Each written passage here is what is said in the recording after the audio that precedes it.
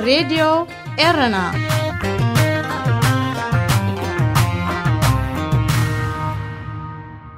عزوز سلامتنا تقبلوا أبستفلالي كورنات عالم كوينكم نمدبات راديو إيرنا اتكتاتلو زخبركم سمعتنا نايلوم سوني إسران 4 لكاتيت كلتشحن إسران فنوا راديو إيرنا كموترو بزينا جمبر فلما أرستاتو زروان داخل تشحن إسران تمال سنبت مغارجو أبزغان تتقلو إيرتراوين دمو عوتات أمسكيبهم إثيوبيا أب أمبو نقدماي مينستر أبي أحمد نمدقاف أبزكاير زنبر السلف بستور وربومبا 10 سبات قوسيلهم مسجاجر منقص السودان مستقاومة مبرق السودان سمع كتيمو هذه إذاعة إيرنا على توزينا أبزي كاب كتما كيغال تبجيسو أو رومان غانا بمبصاح ناب كيغال استملسة ناي 114 كيلومتر وددر إيرتراوين تقدمتي دمو عوتات أمزجيبهم نزنايت مال قدم سالساي رؤسو هاديمو بدحر موعلو كاب هادن عباي قجلة نسكلام ليتو أمود أتا نبينو مزازة محنصات زبطح كازاكستاناوي تقدماي كلب فينو أستانا موتوروس يفجيني فيدروف بخلت ساعات 44 دقائق 59 كاليتات تعويتلو دحيرا فحفحيلا خبز مصت عباي قجلة دما 15 كاليتاس تفنتت أبال هاجرا وغانتا إيرترا هينوك مولو برهان نتقدماي فرنساويت كلب نيبو ديلكو إيرتراوي بنيام غرماي بسلسة كاليتات تغتيلو كالأي درجة حيزو أبزي سلسة إيرتراوين مس 10 تقدموت كوينوم وددروم زفتصمو لقدم إيرتراوينات نقل تسفاصيون شوعي ترتا تسريعو هينوك مولو برهان بولوس أفريقا تقدماي تباهيلو أب بوديوم كديب كلو هاجراويت غانتا إيرترا دما بدرجة غانتا قدماي ترتا تسريعة تركب BUCI ناكلتن تبحدا معك أن درجة زلو زرواندا لومون كاب كيغال تبجيسو أبويا بزفتسم ناي 225 كيلومتر وددر عطلالو زرواندا أبناء صباح سولس قدمو دما كابويا ناب روسيزي زقعاز ناي 240 كيلومتر كشفنيو كبرات سمعتي سفيح تسبتساب نايزي أب رواندا زكايد زلو قدم بشكلتان كالق زيناتات سبورتن أبناء صباح سومنا ومدب سبورت تختاتلو أب إثيوبيا كل الأورومو كتما أمبو نقدماي مينستر أب أحمد نمدقاف أب زكايد زنبر السلف بستور ورا نايد بومبا 10 سبات كم زقصلو مع كنا زينا كابتهاجر حبيران بتي بسنبت إسران سلسن لكاتي زتخايدة قبل علين أبي أحمد زدقفو سلفنيا تستفت سممت قعتي إسران 9 سبات بقليل مقصالهم مع كنا زينا منقستي الرقاقيتن انتخونا قطر قصلات كابز 5 زايد زقلتو كالوت وقنات بخبير زقصلو 5 اللون أملكتهم بتمت قعت السترطرو 6 سبات أب كيد 5 أتو بوليس تكلل حبيرو قدماي مينستر أبي أحمد نسو زمرحو سلفي بلصقنا نمدقاف فقاد زرخبو زيكات التاجر أب قرناتات كوتسون كلو نتقدماي مينسترن زغطلو زلو أكايدان زقاوم وغانات سلفقا يكايدو 5 كلكليو ككلت سانيحو أب إثيوبيا أب رئيسة تخصيتو زلو ناي بهر قجتات أمونغو تولادو حدا بهرون بوليتيكاو متفنان إن عبايخ متصئير اللو أقدمو نفس الستزي أب إثيوبيا كل الأوروميا حلافت سأتا كتما بارايو زاقيت منتهم زي تفلت وغانات كمستقنصلة تحبيريو مسكن صلا اتحلفت ستا بزتحاز 10 سبات بقيد 5 أتو بوليس تقيسو مسجاجري منقص السودان أبتحت تسلال سورا وجنبار ستقرنفو استفلالي ودبات مبرق السودان سمع كتيمو اتبع إسران حدن لكاتيت كم استخدمز تقلت اسمع اتيكا بوليتيكا ونتفتات مأكلاي منقستي كم استحمشز تقصوا مبرق السودان بمعرس تفلع الدل مفتار زعلم مخانو تتقيسو إثي أب جواز تخت مسمع بزي كازي مبرق السودان مسكال زباطات تهجر معريق الطباون لمعتاون من مقرح كلو زحجزيو اتسمع نتأم مبرق السودان نويح عمتها زغط سالت أجمات مفتحي زناديو قبل أفنيا نايتن مسجاجر منقص السودان زوكله وجله محمد الحسن الطايسي أجنزيبو كالوت أبز السمع زي ترخبو اعتقاتون كتنبرو تلابيو كاوغن تقاومتي مبرق السودان عسامة سيد بوغنو اتسمع حزب مبرق السودان بجزاء رؤسو كم حدر زحجزي قبل تقيسو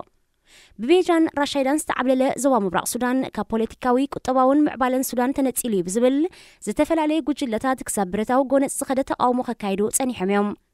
اب اوان سرعت بشر قدم 15 عامتات بمونغونينت بريزيدنت إسياس أفورقي ابسمراس تختم سمع نويحكي قصله كم زفشله يذكر كسابز اوان زدما اب غداي مبرق السودان نبار فتح كي ترخبو قصل صنيحو زخبركم سمعتنا زينا أبسفت إمولو راديو إيرنا نازا دمت إيرتراويان راديو إيرنا نازا دمت إيرتراويان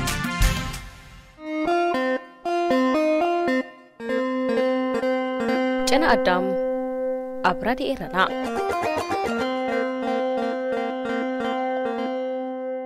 سلام كمي تغنيو كبرات خاتلت مدبنا نايلو متحستو مدب جنا أدم إنه مساخم زلخو ويني سليماني سناي مكتال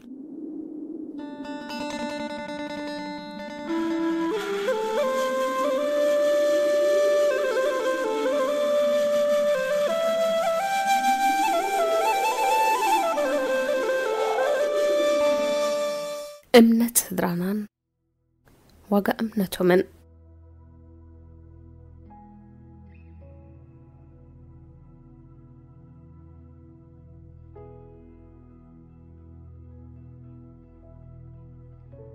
ባባ እንታይ ይገብር ነይሩ መስለኪ ኩዕሶና ራናን ከለና ሓንደበት ልጅ ተጠፍእሞ ኣነ ንሕዋተይን زرموس منجس زخاء تكال عدي إنها بلنا جاو نبل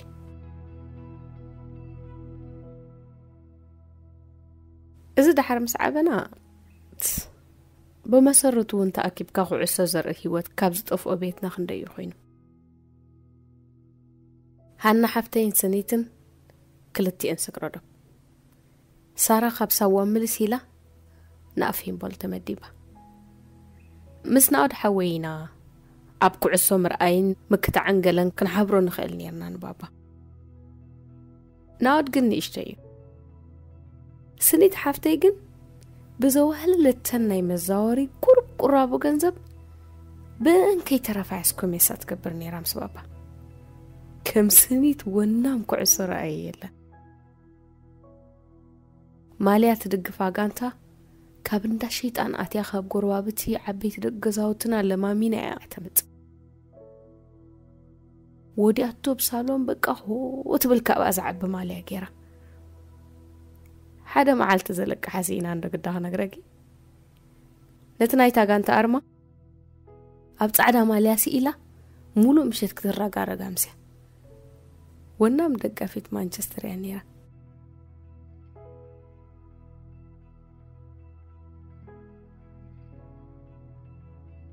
كوعسو بريمير ليج نمر ايدي خزغلو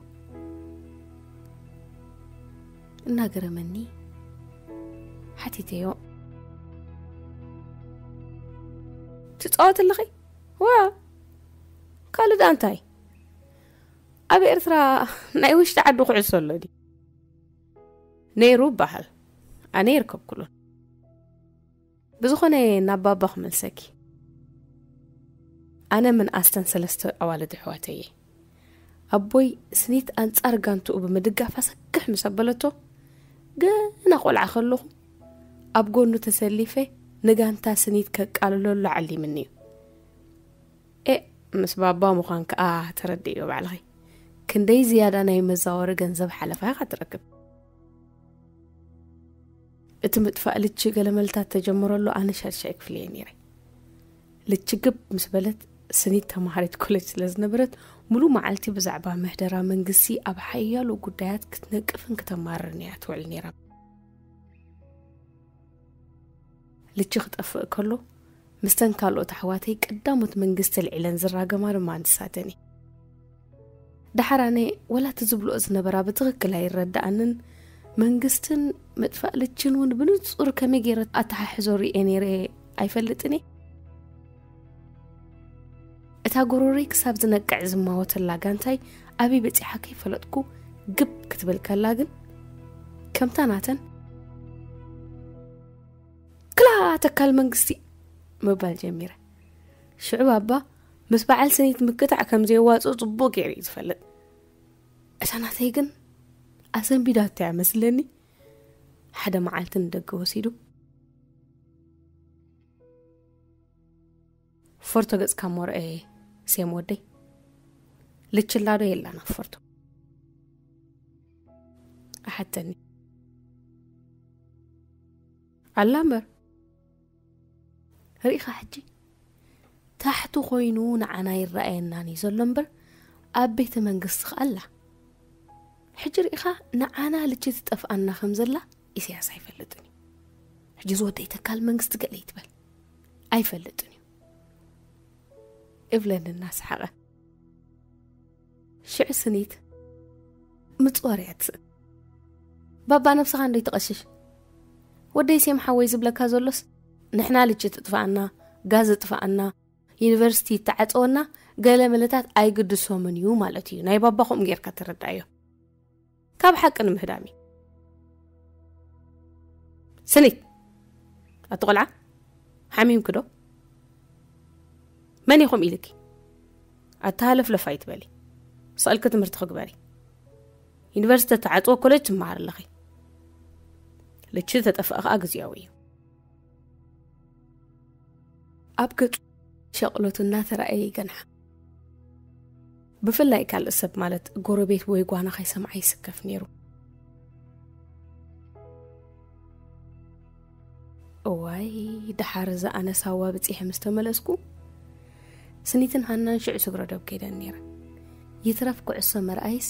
እንጀራ መሰንከት ልጅ ሓሪምዎን በዓል ማማ ዝኣረገ ኾራሲ ዕንጨትታትን ጣወሉን እናዋፃእ ተኣኪበን ኣብ ገዛውትና ክስንክታ ምጀመራ እሞ ባባ ዝበሃል ከም ዘይተረፎ ማለት ዝምኽነ ከም ዘይተረፎ ኣብ ገጹ እውን ይኽረአ ጀሚሩ ምስ መን ይበሎ እሞ ካብ ገጹ ሓሊፉ ንስኒት ሓፍተይ ብናፍቆታ ክመወደል እዩ ስኒት ጓለይ ንቓጽያ እምበር ሓቀኛ እያ እዩ ዝብላ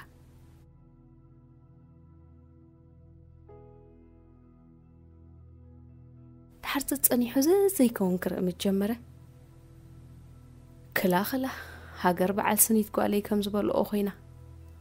መጻወት ባጌርዋ ዘኸላ ሰብ ጸላኢና ዘይእመን በታ ሓደ ናፍቆትናተን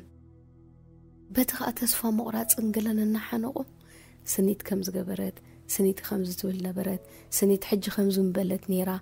ከም ኣኽብል ኮይና ማዓሉ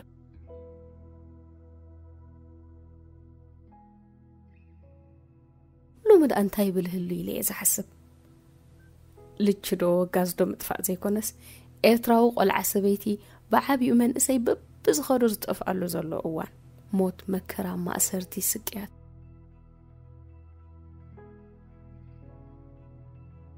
ኣቦይ ኳዕናን ምስ እምነቱን ጭውነቱን ንራየን ሕጂ ክድውለሉ ከለኹ ዝሞቶ ክነግረኪ ይክእልኒ ሓደ እዋን ድምፁ ወላ ክሰምዕ እየ ዝፈርሕ ኩልና ወፂና ናሆም ጥራይፍታ ቤት ተሪፉ ዘሎ ወረንሱን እናቶም ኣይኮነን ሰዋይ ዘሎ ስኒት ሓፍተይ ግን ዘገርም ንሕን ሓቦን ይዘለዋ ክሳብ ሕጂ ክሳብ ሎሚ ንባባ እናደወለት ብዛዕባ ኩዕሶ ክትዕልሉ እያ ትፍትን ወረት ካርድ መደወለ ከመይ ኢሉ ዝተኣኻኽለላ ሰንበት ኣብታ ሰዓት ቡንያ ትድውለሉ ኤርትራውያን ተቐዳደምቲ ብሽክለታት ተጻወት ኩዕሶ ዘለዎ ማልያታት ተኸዲና ክትጭድሮ ዘምስየት ትነግሮ ኩዕሶ ጥራይ ኣይኮነን ምስ ኩሉ ስፖርት ዘለዋ ፍቕሪ ንበይኒ ንባባ ማልያታት ተጻወት ኩዕሶ ትሰደሉ ዝሓለፈ ዓመት ታይደ ገይራ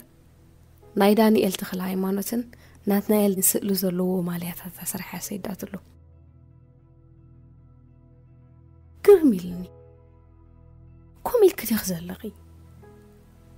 በቃ ስደት ዘይቅይረኪ ኢልያስ ዋይ ሰምሓ ወይ ኮም ኢል ካድ ኣሎ ድዩ ኮም ኢል ኣኸም ኢለኸሉ ኣቦይ ብጽምዋን ተስፋ መቁራጽን ሕልንኡ ኸይዓርቦ ኢለምበር እንታይ ወንኻ ሰልብ ስማዕ ዘለዎ ሃዋህዋ ሃሊና ያኸኹም ኢለኸሉ ግናስ እታ እምነቱን ትጽቢቱን እታ ብዓዱ ዘላቶ ፍቕርን ኩራዕቱን ከመይ ኬሮም ናብ መሬት ድርብዮም ሕዚ ከም ዘበልዋ ምስ ረኣየ ብደው ከም ዝሞተት ስሙዕ እያ ትህሉ ሓደ እዋን እንታይ ኢለ ዝሓስብ ሓደ ፀዊዑ 5 ዝእከብዎ ዝነበሩ ሎሚ ናሆም እኳ ሆይ ኣብ ዘይብሎ ሰፊር እዩ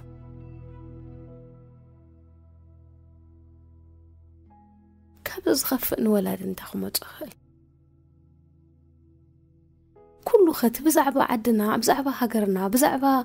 كرعتنا بزعبة تسفانا زنقرنا زنبرخه نبوي إزت رايك أصلون إزت راي بدو أي موتوندو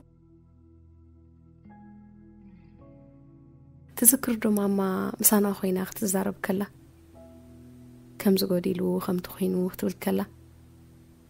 حداق سلاس حداق محلكي غياب قولنا يكوني سبيت من السبعة انا بالغوازيات تذكرو دو ماما انتي دايلة النوع دامي لو مرأة تغيرية أبزغون أنا هالوات إرتراز ملكتار استفدت أمرئتي بني مسبلة النكوية ما نسيني أنت سيم حوي بابا بكبيد قواه النايت المات سمعتني يزولو تعني دو نوشتي نبعيه اللو مسكيناي بسنك قدلن مسواتنا حوات وحدا بينو عبز ترفع بيت حدا بينو قعب بخلو أحواتي تكي أوليدا نابله عسران شمونتن عمتات أبزي ملق زي اندقنا كم تابينو زعبيا بيني أرقالو مسبلتني بنبعات مخال سيني تشاو كمان كيبل كوع تليفون عزيا بزعابا حاسب كلهم بزعابا نفس وكف إرثراو ولادن سميعتوني حاسب كم زلوه آخر دان جميرو راديو إرنا ناتا دمتي إرتراويان راديو إرنا ناتا دمتي إرتراويان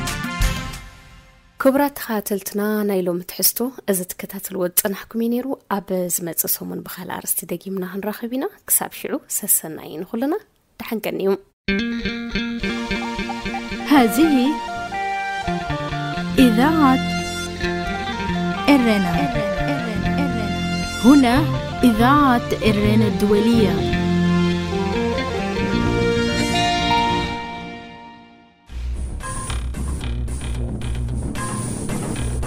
ملختاتكم نابريدي إرنا أبز مدبزي كاباكم كاب سمعتنا نزمتو رئيتو نقفيتا ما أرمتان كالإنز قربلو مدبيو مرحبا ريدي إرنا بزح سلام نغربكو أما حالتاوي سرحكو منا سالتو نترخب لا تمنخو زيادة لا تنبلغ نخط على الفلي بخوري لاوكم إساس أفوركي سلاينا إثيوبيا وخابز بحال نوح عمتات كيدو أبغزي قالتي ذكرنا خلو انترعا ذكرنا كم بعد سوء تولد حوته والزمرن كم بعد سوء أبراهام تخلن نسللتنا إثيوبيا قدامنا تهيبا من نفسهم حليفهم سوء من جبلة من يرمو نزل له من سيك ناتاتهم سرت كهن حز نخط حلال فلي بخبر يحدمكم بخبر نخط حلال فلي لاوبكم كبرنا حوتنا عاطم يخون دابولكو زي عدلات من هو باين نخط حلال فلي بخبر يحدمكم شاو حواتي كبرنا حوتنا عقاتكم يخون أما حالتا وصحهم كأسالتو حوت نخبكم أمنا عملاقي إنكم تمنخي دابولكو زي عدلات من مدختي أبي أي ولد شاو بينيام يوناسي كاب جرمان بسخ مرواتكم تعمي زكاتاتلو أزي دس زبليو كاتلو دس زبل مرواتالو كله تتقولنا بتعمنا مسكن السلام نتاعنا بتسلنا أملاخ بعدو يحلونا أبراهامي خباقر جرمان لذي أقاتامي نقول لكم أدالوتي ردي إرنا كمسكنكم يفتو ስለዚህ ኣነ ክብሎ ደልየ ዘለኹ ብዛዕባ እዚ ኩነታት ሃገርናን ብዛዕባ ኢሳያስ ኣፈወርቂ ዘመሓላለፎ ናይ ዓርቢ ምሸት ቃለ መጠይቕን እዩ ኢሳያስ ኣፈወርቂ ናይ ኤርትራ ዘይኮነስ ናይ ኢትዮጵያ ከም ዝዓዞ ኢትዮጵያ ካይትባታተን ዳ እምበር ኤርትራ ተተባታተነት ከም ዘይግድስ ሓቢርና እንተኾነ ግን ንሕና ኣተኩረና ኣብኡ ዘይኮንና ዘለናስ ነንሕድሕና ጫውጫው ክንብል ንኽንኳዮ ኢና ንውዕል ዘለና ይሄ ብሩህ መጻእት ከምዚ በለት ክስቶ ከምዚ በለ ክስቶ ከምዚ ደገመ ክስቶ ኣብ ገዛኻ ክንዲ ጎበዝ ዝኸውን ጸላኢ ኣቐሚጥካሲ ናብ ካልእ ትኸደሉ ምኽንያት እንታይ እዩ ዘሎ በጃኹም ስለ ሃገርና ስለ ህዝብና ንሓሲብና እቲ ዘሎ ናይ ሓባር ፀላኢና ፍሉጥን ብሩህን ስለ ዝኾነ ነቲ ናይ ሓባር ፀላኢና ኣንፈት ጌርና ንፀላኢና ክንምክት ንፀላኢና ክንኣሊ ክንቃለስ ዝግባአና ስለዚ ኩሉ ሰብ ልቢ ክገብር ኣለዎ ሃገርናን ህዝብናን ኣብ ምንታይ ወዲቑ ኣሎ ህዝብና ፀንት እዩ ዘሎ ዓድታትና ይበርስ ኣሎ ገዛውትና ዝኸፍቶ ሲኢኑ ተዓፅዩ ህዝብና ኣብ ዕፁብ ገዛ ክሳብ ዝጨኑ ሬሳ መይቱ ይጸንሕ ኣሎ ዓድና ነዚ ከመይ ገርና ኢና ንሕና ሸለልና በልና ክስቶ ከምዚ ኢሉ ክስተዚ ተባሂሉ እዚ ገይሩ ክንብል ንውዕል ዋነሽ እንዶ ብፁዕ ምፁዕ ብሩህ መጻእዶ ገለ መጻእዶ ገለ ክትብል ክብሉ ክሰምዖም ኣብዚ እዋን እዚ ደቂ 40 ዓመት ደቂ 30 ዓመት ብጣዕሚ ዘሕዝናካ ልቢ ንግበር ስለ ሃገርና ንሕሰብ እዚ ዝድረብ ዘሎ ዘረባ ዳሕራይ ድሕር ፀላኢኻ ምስ ምእላይ ኣብ ጠረጴዛ ቀሪብካ ክትዛረበሉ ዝግባእ ነገር እዩ እዚ ሓሳቡ ክስተኹም እዩ ሓሳባ ክስተኹም ዲኣ እንሳት ገለ ወላ ሓንቲ ኣድላይነት የብሉን ስለዚ ስለ ሃገርን ህዝብን ንሕሰብ ዝኾነ ይኹን ሓሳብ ይሃልዎ ካብዚ ዘሎ ስርዓት ናይ ውልቀ መላኺ ኢሳያስ ኣፈወርቂ ወይ ከዓ ህግደፍ ካብዚ ዝሓይሽ ኣሎ ማለት ዘሎ ይመስለኒ ካብዚ ዝሓይሽ ዘሎ ኣይመስለንን ኤርትራዊ ይኹን እምበር ካብዚ ብዓሰርተ ዕፅፍታት ዝሓይሽ ክመፀና ይኽእል እዩ ስለዚ እዚ ወድሓንኩም ኣብ ከምዝታት ንሕሰብ ኣብ ውልቀ ሰባት ኣቲና ኣብ ውልቀ ምንቅስቃሳት ኣቲና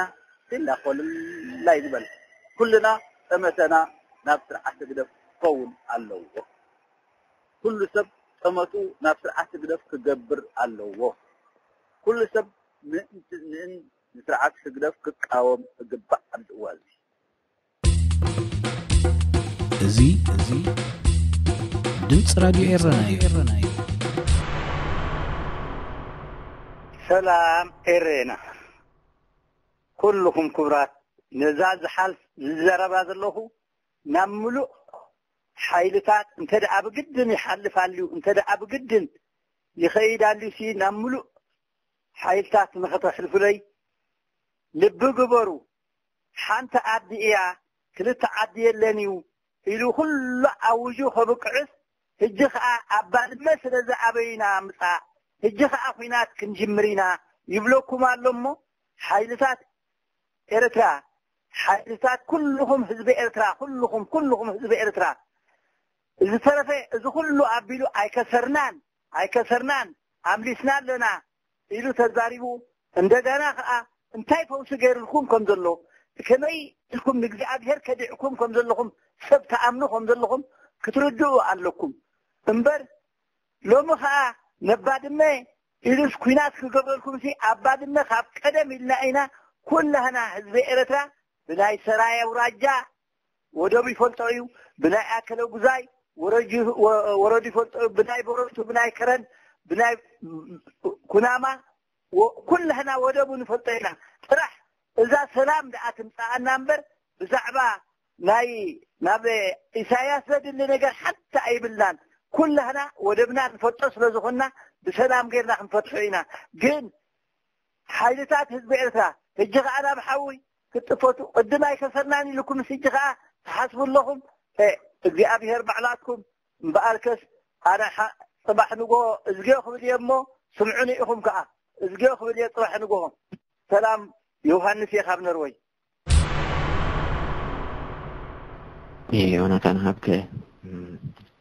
ብዛዕባ ፈንቅል ክዛረብ ፅናሕካ ሰሚዐ ከባቢ ችግሩ ማለት ዓበይቲ ታሪክ ኤርትራዊ ተሰኒዱ ዘሎ ሰራዊት ናይ ፈንቅል ሰራሕቱ ኣብ ትሕቲ ጉድጓድ ሰፊሮም ከለው ፈንቅል ይበዓል ኣሎ ናይ ባሓቂ ኣንቀፅቲ ኣንደስቲ ሰራዊት ፈንቅል የለዎም كاب تحت مريت الله ويكاب اقتلامه كنت بالليل في أفن كليجا نخبر الله جلنا عامت ماهتنا مودة تخيطهم فرح يا 2020 فبراير فنكل نخبر الله جلنا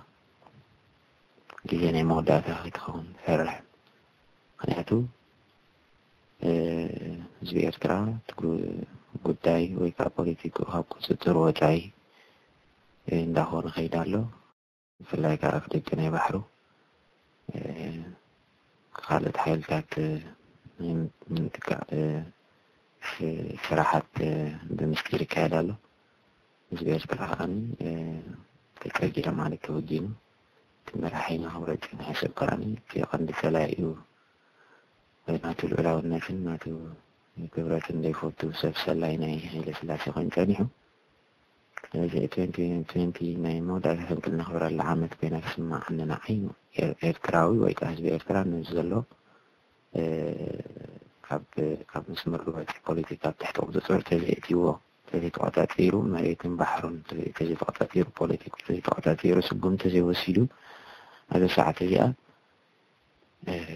تقول لك كنت تروج أخواني سلام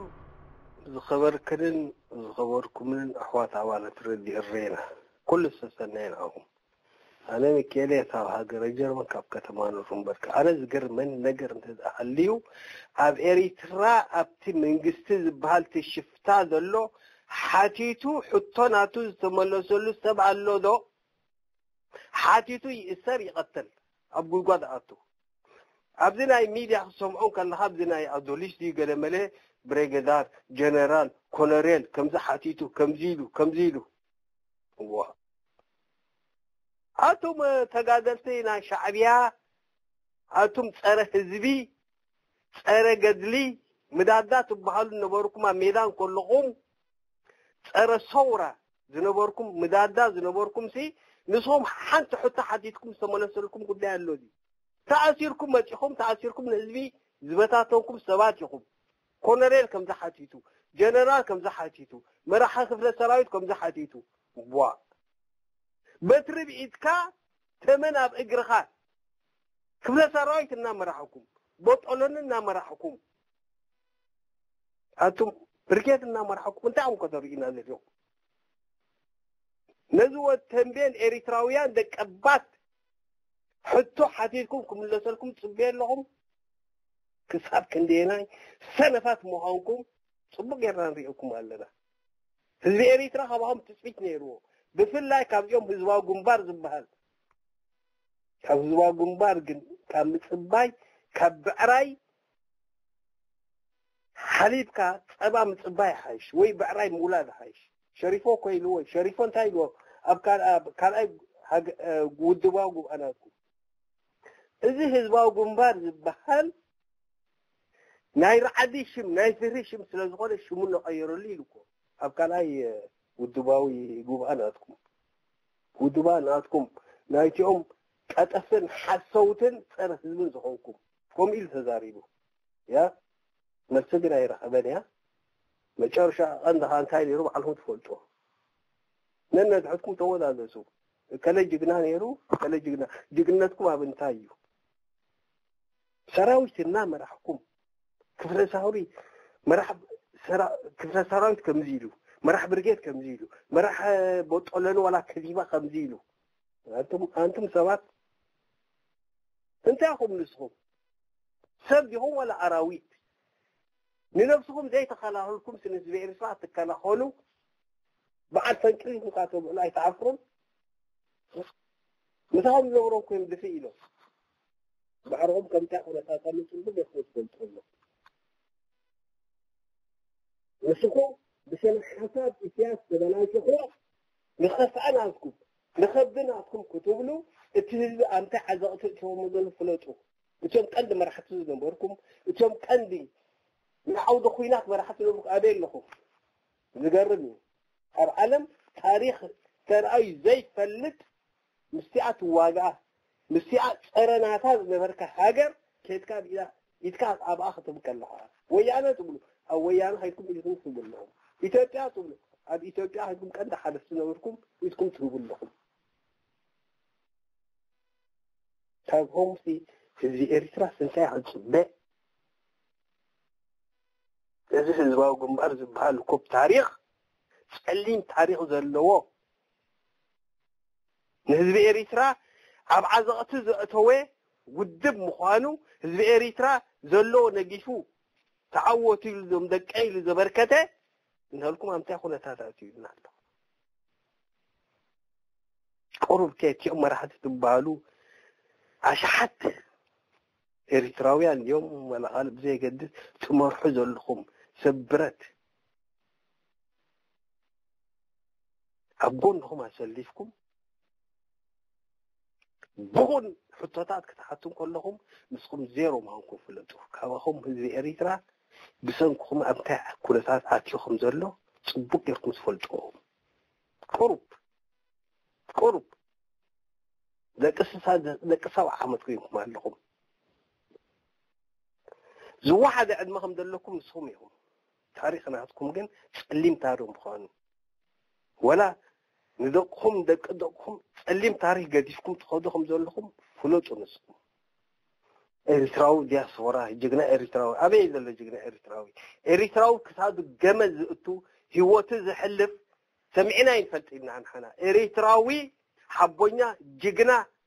جمل نزعته ما نمسب ما نبي وزد الوسب زد حنسة بإريتراوي شعبية ويد ما مداد ويد ما ترجل ويد ما زواج مبارز بحال سنة حساب ناتو أبي حزب إريترا مسافرت كله حزب إريترا تبتاتينو قاليه هو تطفى قاليه بعد تطفى كابا خمسي بحرب لعنايلو إريترا أنت أخوينكم تجاب مراحة بحالو للقم فلسرايد يوم تمرحوا برجاد يوم تمرحوا جلد يوم تمرحوا قرب إريتراوي أمرها لكم لمن تايت قاليسكم قرب نفسهم فتشوا بعد كلنا تسووا أفنكلنا سو أي تقولنا أنا تاريخ جرم ده كحتي ألمتن صوميهم يا أبدي أصورا خيلو أنا كمزي جري أنا جكنا خمسة موا نعي جكنا يكون نزي إذا حدينا نتيو ما بسالينان أب سجانة أوال يستدفعوا سبعة إريتراويان جانو إذا حدا سبينا نعي جكنا نهزوا جنبار تجادل أبدقوا وكيو جكنا زبله إلا كحادية زبله عليه مخنياتو استقال سر علامة زي فلت يا بقيكم سفلتوهم كما جزعتها هتيو حديمكم عبارنتهم أتيهم كبايل سلاسة ديو كبدرج ديو مجزعتهم كله أبزبا جنبار زعتهم الناس الناس كتبوا زي كونت عبارنت أبزبا جنبار زعتهم عبارنت أتيهم رئيته يقولكم حساب يقولكم زخون حساب يقولكم يا وتشي ناس دما ناس الناس ما تقول قدير إنا ناس الناس يكون بارنت كم دي نيرو صحال كم دي إيسا أي تقولوا ده تقبارنا إيساس كل في إريترا بتقبار رئيلو إيساس ماني تصبق يرسلي توي نسخهم جينا بساحل والدفوركي والدأشين نابلكم دورونا حيكونوا ماين نان ربكم في إريترا دم ربكم لزيكم هذا الكذب أقوم بار زي دمت راديو إيراناي سلامات راديو إيرانا كل مدباتكم زتوابعيو قتصلوا خبل دالي بفلاين غازيتينيا عارقوها سلام كبلا دالي باي مرحبا ريبيرنا خميت قونو خمي لخو أما حالتا وسرعكم وسألتو نخطرخو بنداتمنخو نايلوم محالتنا يبين الشاي قبرهن سنتزقربكمو كحطون مثل بتعمل حقوسي حجوين كم تقربو كم زاد مثل حتاتين كم زين الشاي قبرهن سنايبين نجرم نقربو وبتعمل تسفاي نقبر نقبلنا بزح سلام نبلوكم شاو هاو ريبيرنا بمجمريا زخبرت عدد سلام تاير صحالكم أسأل أبلي أبزنا إلك أن يزنبر على متى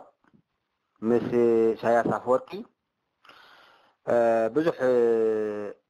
كابارستي كابتن أنا زقد سنة وسأ بزح زارو نيرو نا حزب إرترا زي كون زي تكم بزعبا حزبنا من بابرو بزعبا حزبنا هوتو بزعبا أبرهان أبسدتن تفضلوا بزعبا دومز بزعبا قلب قد فكاسي صويل خاب زيد اللي هاتوطو بزعبا وياني أنا تعلق خنا عبتوينا إننا تأمير أين تطوين بلدنا نابي خاطأتو سلمن تاي بحق تتحزم مريت هالو بحق خاء تواهبنا هالو بحقنا حق رهبة مخنا أين تارطرنا نخلو بزيان ساعتنا هالو قال حق فالكت ذوي يلن كد محجي بعلو أبزع قد حاوين هذبي نزخلو قوة ذات بيسوه نزخلو من إسهي سوقي قوة أباريروه حج خاني زي حفر دموس قال مريم شمو خمس بحال أبهز بإرترا أشك على لي بلالو أشك على يتأوتوا لون هزمنا نايبي كونات كأتو حج خي نمنتاي ننحر حدهم ذكارو بسي انتهي أتو يوئي هز بإرترا أبناء إثيوبيا إبزعتو حتى من إسي آتم هز بإرترا سمعوا يا أهلنا نحن هز بإرترا سلام من بر كينات عيد لناني كينات ولا حنت تقمي أي رقمنا لون بزيكا خسرت بزيكا سدت بزيكا وردت حزب إرترا بتفعلوا زلو ناس نت تقالوا ستقادلتي حواتنا توفيهم إذا قبرنا زلو انتا يسرح زلو حجي خان حلوف حلفو نوياني تحرم وياني عدهم حزم اللو مرتهم حزم اللو أنت ميرتنا تواهبنا زلها ميرتنا مخانو أي ترفوني تار ندحرو مريت زبكوين داني نمن تايد كباد مي صحايك تطفط صحايك تعرب ندا بلدو زار باين برندا صحايك تعرب يا دابلاين برن صحايك كم قدما توقف تعرب الله او تግዚአብሔር ዝፈጠሮሲ እዚ ተጸለለ አብ ሰይጣውን ተዛአምን ዲያብሎስ ንህዝብና ኸጥነት كون له تعاطق زلو حلوف حالفها ودب باصع لول قيف حرت بحال نيرا حج يلان نابي كيدا خطوليا عسب كتوليا باصع كتوليا كن هولينا حزب إرترا هولو مخانو اي تطراطرو نسي زي هولو نسو خلي كلني ناي طفات ناي كفا ناي چكاني زتملو هاريمن انت خوينا دهت هولو باصع كندي جيغانو خندي ملامل زودقلو إرترا نيرتراويان حجون انت لا خابتنا نب حقوقك خيركا عمبابا خطودق كين غندر كامبر اب إرترا عمبابا تودق بالكان دم تعيمك اخذ بينين كازو علكا حزب خمصلاك فليت قالخا حزبها تلاعي كو ايزلو اي تقسن اي تدقس كاي تحضر راديو إرنا ناتا دمتي إرتراويان راديو إرنا ناتا دمتي إرتراويان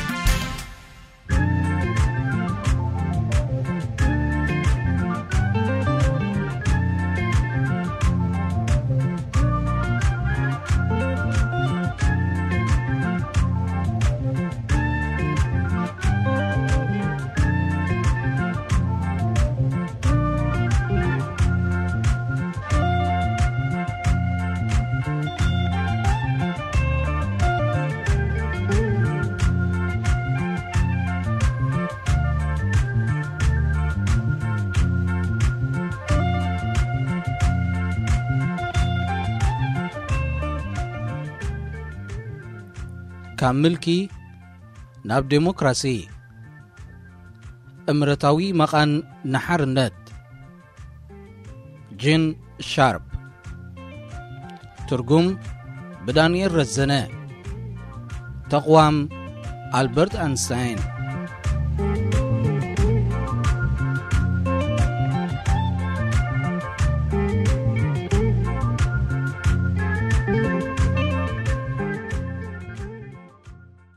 ندغمتات ملكي متقع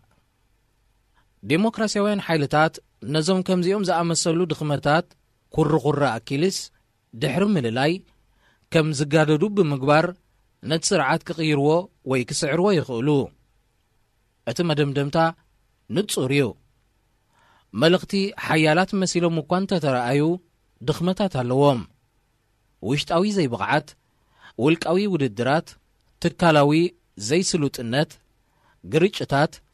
ኣብ መንጎ ትካላትን ኣብያተ ጽሕፈትን ኣለዎም። እዞም ድኽመታት እዚኣቶም ምስ ግዜ ነቲ ስርዓት ዘይውፅኢታውን ድኹምን ብምግባር ብተለዋዋጢ ኩነታትን ተቃውሞን ከም ዝሰዓር ይገብርዎ። ኩሉ እቲ ስርዓት ዝሕንፅጾ ነገራት ተፈጻሚው ማለት ኣይኮነን። ንኣብነት ኩሉ ብሂትለር ዝወሃብ ዝነበረ ትእዛዛት ኣብ ገለ እዋናት ይፍጸም ኣይነበረን። ምኽንያቱ እቶም ትሕትኡ ዝነበሩ ይፍጽምዎም ኣይነበሩን። ከም ዝተዓዘብናዮ እቲ ስርዓት ቀልጢፉ እውን ክወድቕ ይኽእል እዩ። እዚ ማለት ግን መልእኽቲ ስርዓታት ብዘይ ክሰራን ሓደጋታትን ክወድቁ ይኽእሉ እዮም ማለት ኣይኮነን።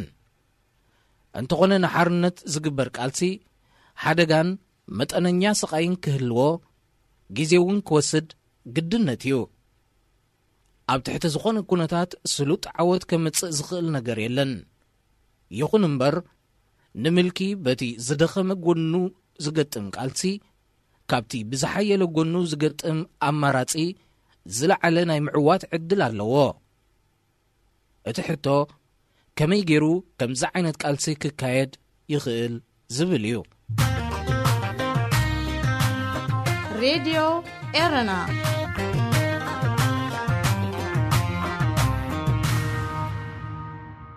ሓሙሽተ ኣጠቓቕማ ስልጣን። ወተሃደራዊ ተቃውሞ ንመልእኽቲ ኣብቲ ዝሓየለ ጎኖም ዳ እምበር ኣብቲ ድኹም ጎኖም ከም ዘየጥቅዖም ኣብ ቀዳማይ ምዕራፍ ርኢና ነርና። ሓርነታዊ ቃልስታት ኣብ ወተሃደራዊ ሓይሊ ቀረብ ተተኮስቲ ዘበናዊ ኣጽዋርን ካልእን ብምውድዳር ንገዛእ ነብሶም ኣብ ጽጉም ኩነታት የእትዉ። ኣብዚ መዳይ እዙ መልእኽቲ ኩሉ ግዜ ጸብለልትነት ክህልዎም ግድን እዩ። ንድሕነት ኢልካ ኣብ ናይ ወጻኢ ሓይልታት ምምርኳስ ዘለዎ ሓደጋታት እውን ተገሊጹ እዩ።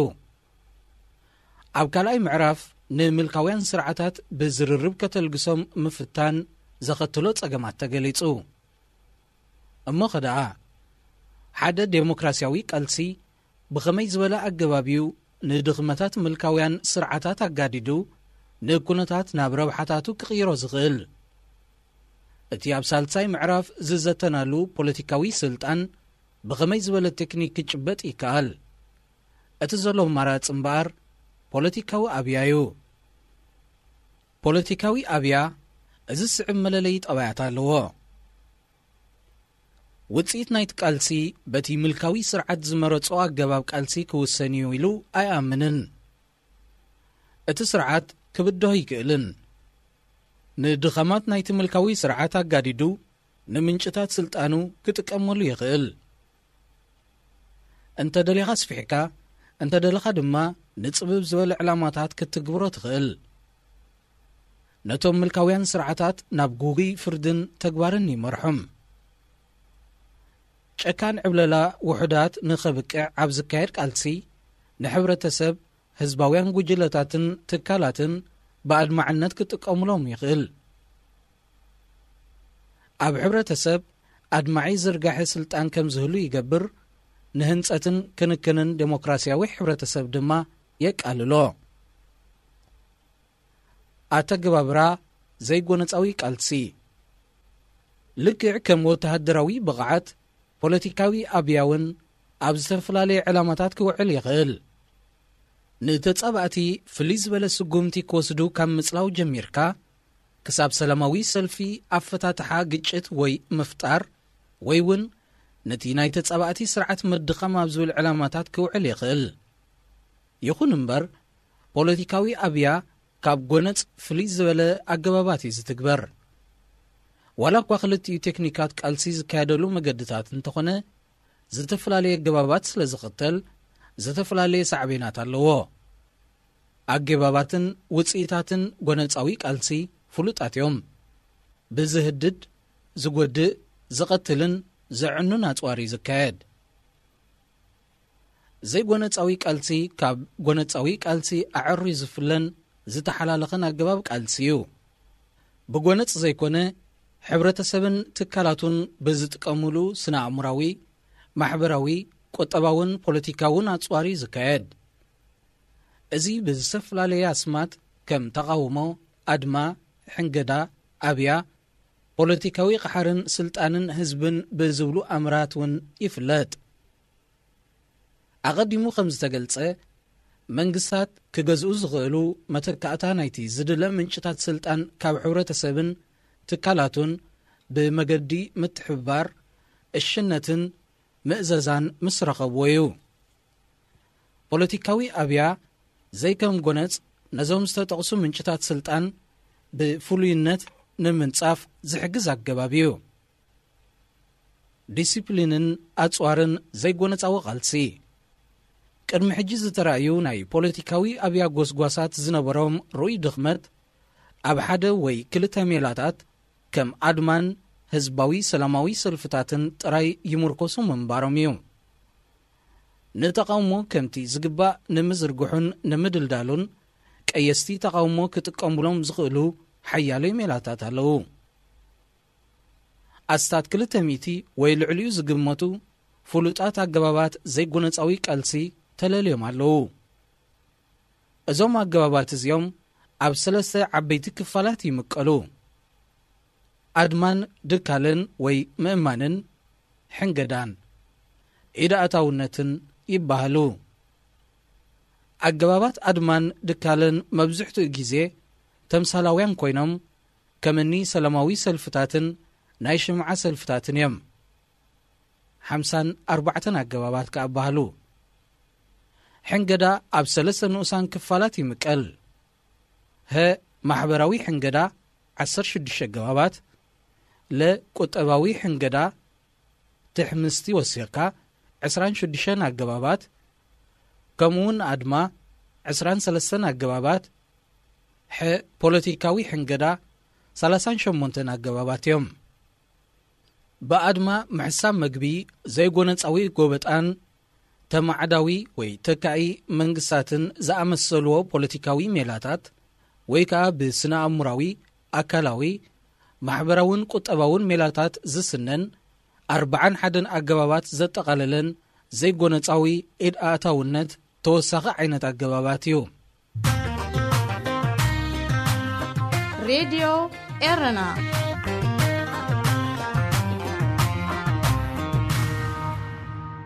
ብጥንቃቐ ዝተሓንጸጸ ቀጻልነት ዘለዎ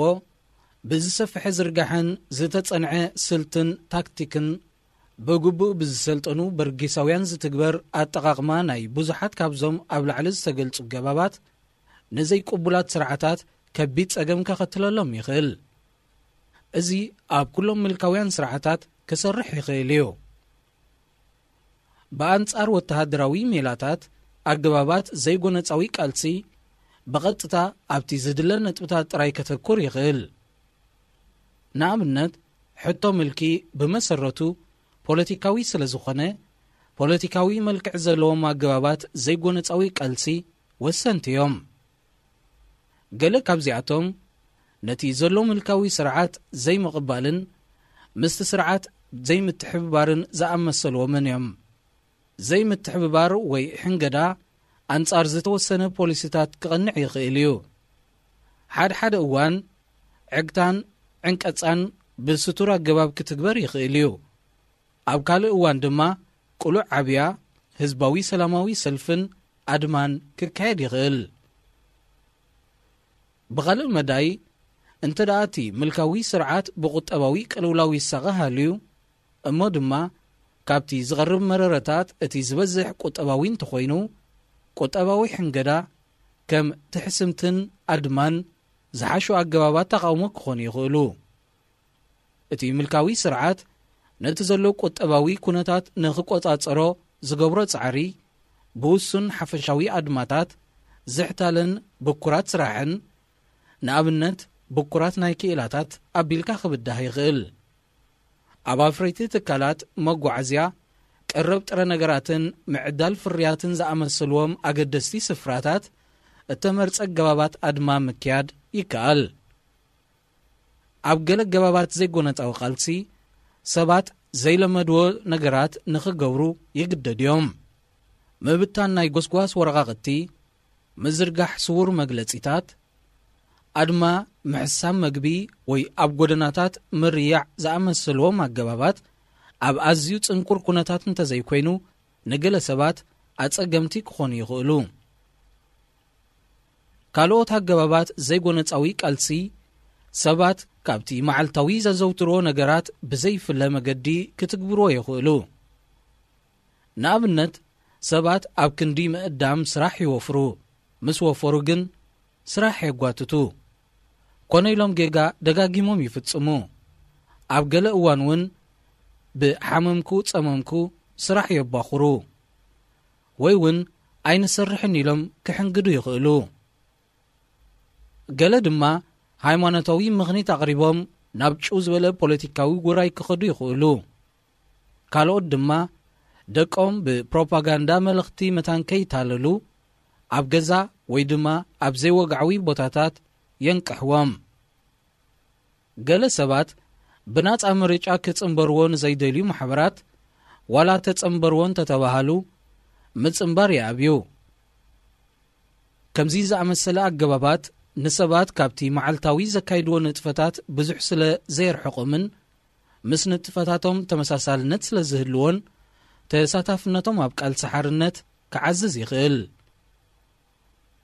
ጎነፃውን ዘይጎነፃውን ቃልሲ ብመሰረቱ ዝተፈላለየ ገባባት ስለ ዝኾነ ኣብ ፖለቲካዊ ኣብያ ዝግበር ጎነፃዊ ተቃውሞ ዋላ እውን በቲ ዝተሓተዓቐን ይገበር ሓሳዊ ውፅኢት ከኸትል ናይ ግድን እዩ።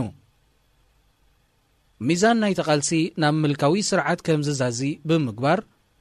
ነቲ ስርዓት ሩይ ጸብለልታ ወተሃደራዊ ዓቕሚ ከም ዝህልዎ ይገብር። ጭካንን ምትኹታኽን ናይቲ ስርዓትን ደገፍቱን ብዘየገድስ ዘይጎነፃዊ ዲሲፕሊን መፍትሕ ዓወት ስለ ዝኾነ ክዕቀብ ይግብኦ። ዘይጎነፃዊ ዲሲፕሊን ኣንጻር ዓማጺ ስርዓት ክዕቀብ ዝግብኣሉ ቀንዲ ምኽንያት ንስራሓት ናይቶም 4 ኣገባባት ዘይጎነፃዊ ቃልሲ ስለ ዘቀላጥፎ እዩ። ዘይጎነፃዊ ቃልሲ ዲሲፕሊን ኣብ መስርሕ ፖለቲካዊ ጁ-ጂትሹ ኣዝዩ ኣገዳሲ እዩ። ኣብዚ መስርሕ እዚ እቲ ስርዓት ኣብ ልዕሊ ዘይጎነፃውያን ተቓለስቲ ዘርእዮ ጭካነ ተመሊሱ ንዕኡ ዝወቅዕ ፖለቲካዊ ክሳራ እዩ። እዚ ድማ ኣብ ህዝቢ ኣብ ናይቲ ስርዓት ናይ ገዛእ ርእሱ ኣባላትን ደገፍትን ከምኡውን ኣብ ካልኦት ወገናት ደገፍ ንተቃውሞ የለዓዕል። ሓደ እዋን ግን ውሱን ዝዓቐኑ ጎነፅ ኣንጻር መልኪ ግድነታዊ ክኸውን ይኽእል። ኣብ ልዕሊ እቲ ስርዓት ዘሎ ክቱር ጽልኢ ብመልክዕ ጎነፅ ክነቱግ ይኽእል። ወይ ድማ ገለ ጉጅለታት ዋላ እኳ ተራ ዘይጎነፃዊ ቃልስን ተተረድእዎ ጎነፃዊ ኣገባባት ክገድፍዎ ፈቓደኛታት ክኾኑ ኣይክእሉን። ይኹን እምበር ብዝተኸኣለ መጠን ጎነፃዊ ተግባር ካብቲ ዘይጎነፃዊ ክፍለ ክኽእል ኣለዎ። እዚ ኣብ ጂኦግራፋዊ ኣቀማምጣ ሕብረተሰባዊ ጉጅለታት እዋንን ሕቶታትን ተመርኪስካ ክግበር ኣለዎ። እንተዘይኮይኑ ጎነፅ ኣብ ዝኸትሎ ናይቲ ዝያዳ ውፅኢትን ኣድማዕን ዝኾነ ኣገባብ ፖለቲካዊ ኣብያ ኣዕናዊ ሳዕብየን ክህልዎ ይኽእል። ታሪኻዊ ጸብጻባት ከም ዝሕብሮ ዋላ እኳ ኣብ ዘይጎነፃዊ ቃልሲ ናይ ሞትን መቑሰልትን ሳዕብየናት ክህሉ ግድን እንተኾነ ካብቲ ኣብ ወተሃደራዊ ረፅሚ ዝህሉ ኣዝዩ ዝዋሓደ እዩ። ብተወሳኺ እቲ ኣገባብ ቃልሲ ንዘየቋርፅ ዑደት ሞትን ጭካነን ኣየጋድዶን። ዘይጎነፃዊ ቃልሲ ብዛዕባ መንግስትን ጓዕጻጺ ጭቆናን ዘለካ ፍርሒ ክተጥፍኦ ወይ ክትቆጻጽሮ ይጠልበካን ይሕግዘካን። ከምዚ ዝኣመሰልዎ ምጥፋእ ወይ ምቁፅጻር ፍርሒ ነቲ ኣብ ልዕሊ ሕብረተሰብ ተጻዒኑ ዘሎ ሓይሊ ምልኪ ንምስናፉ ኣገዳሲ ረቑሕ እዩ። ሬድዮ ኤረና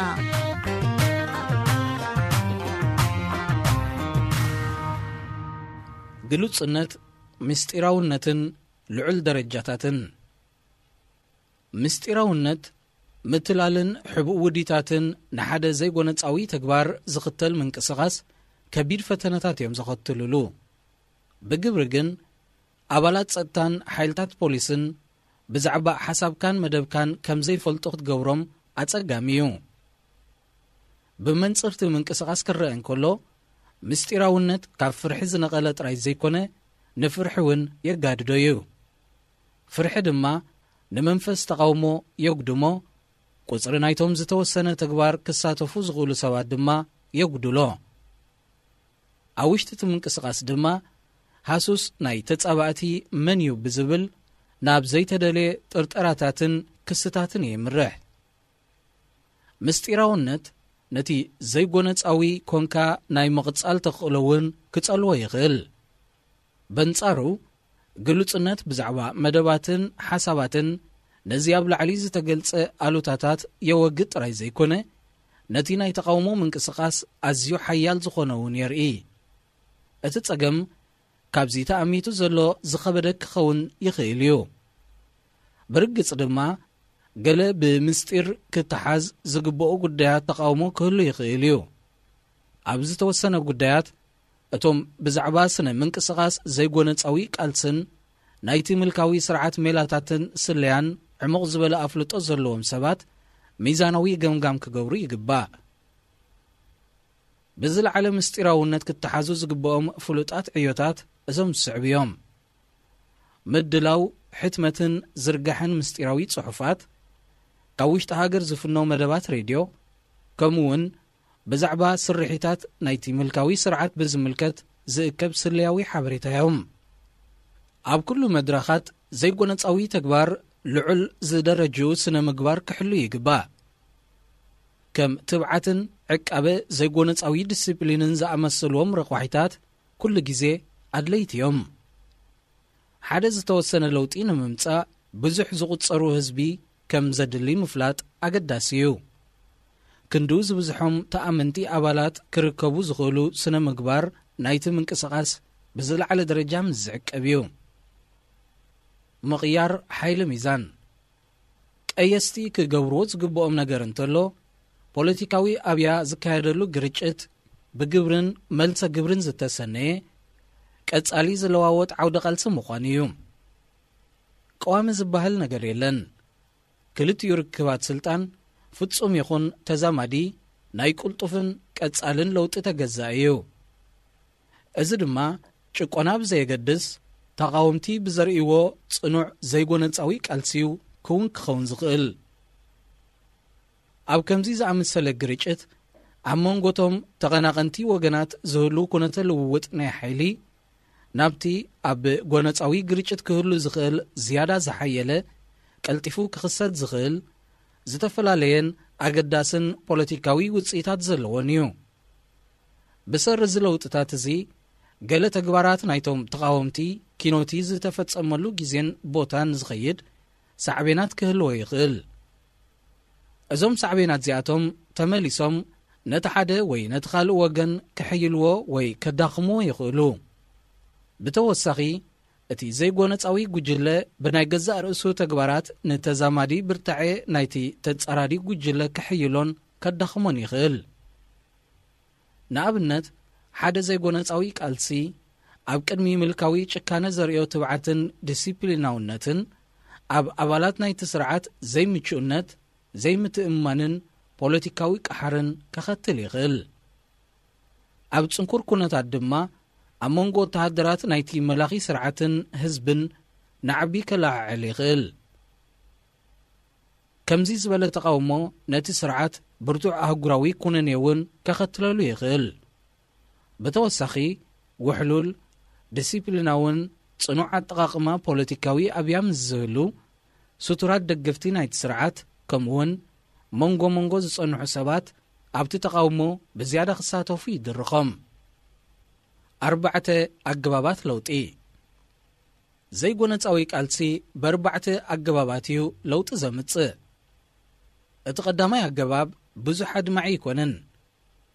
ኣባላት ናይቲ ተጻራዲ ጉጅለ እንተስ በቲ ኣብ ልዕሊ ተባዓት ኣባላት ዘይጎነፃዊ ተቃውሞ ክወርድ ስቃይ ተተንኪፎም ወይ ድማ ንዕላማ ተቃልሲ ብቕኑዕ ተረዲዮም ነቲ ቃልሲ ክቕበልዎ ይኽእሉ። እዚ ኣገባብ እዚ ምቕያር ወይ ቅየራ ይበሃል። ኣብ ዘይጎነፃዊ ቃልሲ ቅየራ ሳሕቲ ዘጋጥም ሓደ ሓደ እዋን ፈጺሙ ኣየጋጥምን እዩ። ኣብ ዘጋጥመሉ እዋን ድማ ኣዝዩ ጸላዊ ይኮነን። መብዙሕቱ ግዜ ዘይጎነፃዊ ቃልሲ ንኩነታት ናይቲ ግርጭትን ሕብረተሰብን ብምልዋጥ እቶም ተጻረርቲ ከም ድሌቶም ከም ዝዓዩ ይገብሮም። እዚ ለውጥ እዚዩ ነቶም ካልኦት ሰለስተ ገባባት ማለት ተውህዶ፣ ዘይጎነፃዊ ቀስብን ብታንን ዘኸትል። ካብዚኣቶም ኣየናይ ክኽሰት ይኽእል ዝብል ነጥቢ ኣብ መንጎ ፍጹምን ተዛማድን ርክባት ስልጣን ወይ ሓይሊ ሚዛን ዝህሉ ምዝባል ክሳብ ክንደይ ናብ ረብሓ ዲሞክራስያውያን ዘቢሉሎ ብዝብል መዐቀን እዩ ዝውሰን። ሬድዮ ኤረና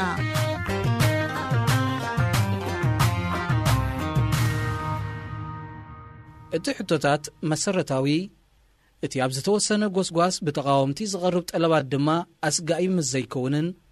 እቲ ዘሎ ናይ ሓይልታት ውድድር ድማ ንርክባት ስልጣን ብዝተወሰነ መጠን ምስ ዝቕይሮ እቲ ግርጭት ብምርድዳ ወይ ብዝርርብ ክፍታሕ ይኽእል። እዚ ኣገባብ እዚ ተውህዶ ይበሃል።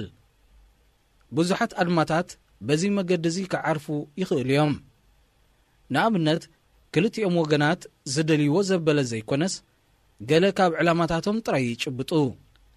ከምዚ ዝበለ ፍታሕ ንወጥሪ ዘፋኹስ ናይ ፍትሒ ስምዒት ዘንግስ ተደዊኑ ዝነበረ ኣህጉራዊ ምስሊ ናይቲ ስርዓት እውን ዘመሓይሽ ብምዃኑ ሓደ መንግስቲ ከም ብልጫ ክወስዶ ይኽእል። ስለዚ ብተውህዶ ዝፍታሕ ሕቶታት ከመይ ዝበለ ሕቶታት ክኸውን ከም ዘለዎ ብጥንቃቐ ክጽናዕ ይግብኦ። መልእኽቲ ስርዓታት ንምእላይ ዝግበር ቃልሲ ብተውህዶ ክፍታሕ ዝኽእል ኣይኮነን። ዘይጎነፃዊ ቃልሲ ኣገባባት ቅየራን ተውህዶን ክዕውትዎ ካብ ዝኽእሉ ንላዕሊ ጽንኩር ክኸውን ይኽእል። ህዝባዊ ሕንገዳን ኣብያን ፖለቲካውን ማሕበራዊን ኩነታት ብፍላይ ድማ ርክባት ስልጣን ክቕይር ስለ ዝኽእል ምልካዊ ስርዓት ኣብ ቁጠባዊ ማሕበራውን ፖለቲካውን ህይወት መንግስትን ሕብረተሰብን ዘለዎ ናይ ምቁፅጻር ተኽእሎ ይምንዛዕ። ሰራዊት ናይቶም ተቐናቐንቲ ትሚሉ ኣብ ክንዲ ዝትእዛዝ ዝቕበልን ነተቓለስቲ ድማ ዝጭቁንን ክኸንብ ይጅምር። እቶም መራሕቲ እውን ኣብ ስልጣኖም ምስ ዕላምኦም እኳ እንተሃለዉ ብኣድማዕነት ክዓይሉ ዝኽእሉ ዓቕምን ግን ይምንዛዕ። እዚ ዘይጎነፃዊ ቀስቢ ይበሃል። ኣብ ኣዝዩ ጽንኩር ኩነታት እቲ ዘይጎነፃዊ ቀስቢ ዘኸትል ኩነታት መመሊሱ ክቕጽል ይኽእል እዩ። መራሕቲ ናይቲ ተጻራደ ሓይሊ ፈጺሞም ዝዓይሉ ዓቕሚ የጥፍኡን መሸከል ስልጣኖም እውን ይዓኑ። ናይቶም ተቓለስቲ መርሖ ሕንገዳን ኣብያን ኣብ ዝለዓለ ደረጃኡ ስለ ዝበጽሕ እቶም ተቐናቐንቲ ዋላ ንስሙ ክቆጻጽርዎ ኣይክእሉን። ቢሮክራስያውያን ናይቲ ተጻራደ ሓይሊ ንመሪሕነቶም ምእዛዝ ይኣብዩ። ሰራዊቶምን ፖሊሶምን ይነዓቡ። እቶም ፍሉጣት ደገፍቶምን ህዝብን ነቶም መራሕቲ ይነጽግዎም። ናይ ምምራሕ መሰል ከም ዘይብሎም ድማ ይኣምኑ። ደገፎምን ተማእዛዝነቶምን የበቅዕ። በዚ ድማ እቲ ራብዓይ ኣገባብ ለውጢ ማለት ብታነ ወይ ውድቀት ናይቲ ስርዓት ይፍጸም። እቲ ስርዓት ዘረክቦ እኹል ስልጣን እውን ኣይህልዎን። ብሓጺሩ ረማዕማዕ ኢሉ ይወድቕ። ሓርነታዊ ስትራቴጂ ክቕየስ እንከሎ እዞም 4 ኣገባባት ለውጢ ኣብ ግምት ከኣትውለዎም። ሓደ ሓደ ግዜ ብዕድል እዮም ዝሰርሑ። ይኹን እምበር ኣብ ዝተወሰነ ግርጭት ዝምረጽ ሓደ ወይ ካብኡ ንላዕሊ ኣገባባት ለውጢ ምስ ካልኦት ስትራቴጂታት እውን ተዋሃሂዱ ክሰርሕ ይኽእል እዩ። ኣየናይ ኣገባብ ክምረጽ ኣለዎ ዝብል ሕቶ ኣብ ዝተፈላለየ ረቑሒታት እንተላይ ኣብ መንጎ ፍጹምን ተዛማድን ርክባት ስልጣን ናይቶም ተሃላለኽቲ ወገናትን ዕላማን ናይቲ ዘይጎነፃዊ ቃልስን ዝምርኮስ እዩ። ሬድዮ ኤረና ናጻ ድምፂ ኤርትራውያን ዝኸበርኩም ተኸታተልትና ነዚ ሰዓት እዚ ተዳልዩ ዝነበረ ሓፈሻዊ መደባት ሬድዮ ኤረና ብቋንቋ ትግርኛ ኣብ ተፈጺሙሎ። راديو إيرنا.